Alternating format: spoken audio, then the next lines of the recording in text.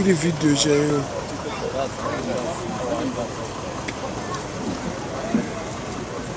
Koinda vanhu vasina mbotaura kuzvikuitira kuno. Makadikwe? Mandikanganwa. Iyo Mbane, taurira mai yako ndinani? Taurira mai yako ndinani?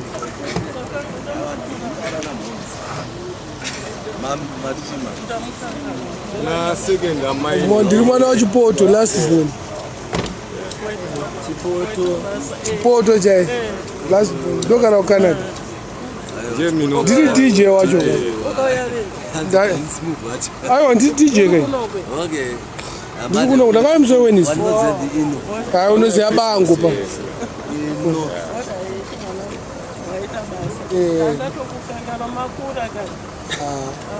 Zaro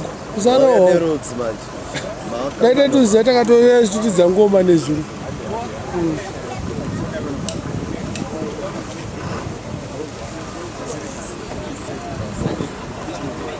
This is the funeral to DJ Smoove at number 82 4th Avenue.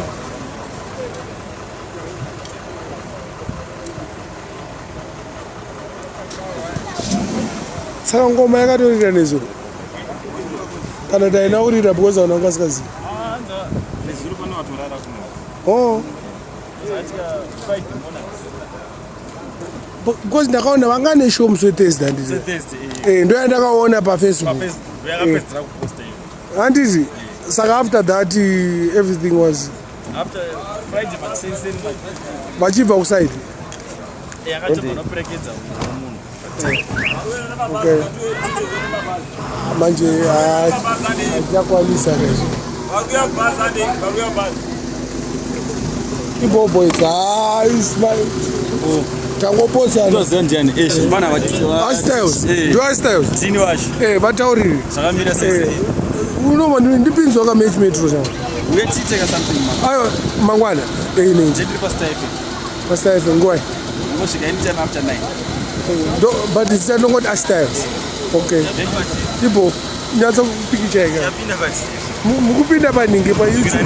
Ndapinda pa YouTube ka mukuzera. Kudzokera radio. Kudzokera match. But today show pa student we fly. We show pa student. Awo amene tapana wacho achauye. Nongo mo reporter. Awa kawani. Kudzokera match. Endana. Ibo boys. Nebe. Nebe. Sizirwe. Cha, bawani. Andle madane. Bana. Jeni wakashe. Smoove DJ. Where is it? Kubi. Said Friday same. Oh, Uno mara. Iya mego, engeri amego. Mwana we papa hapa kama ukuthi hapa. Akuthendwa na. Ayitafide. Amen no town. Oh.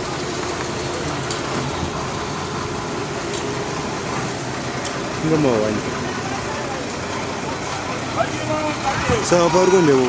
Misa bus van moms ada kuira. Misa bus. Parukonde urugirwa. Limpore.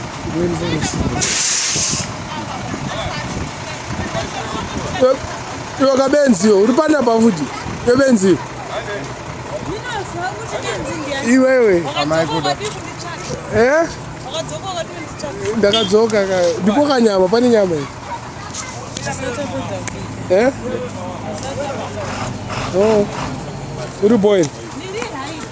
Wakumera matako ka zvakuita. Ndira kana ndinopedzisa ka. Bada ka long play. Atoenda. Zvatoita zvangu zvaita. Sha. No one.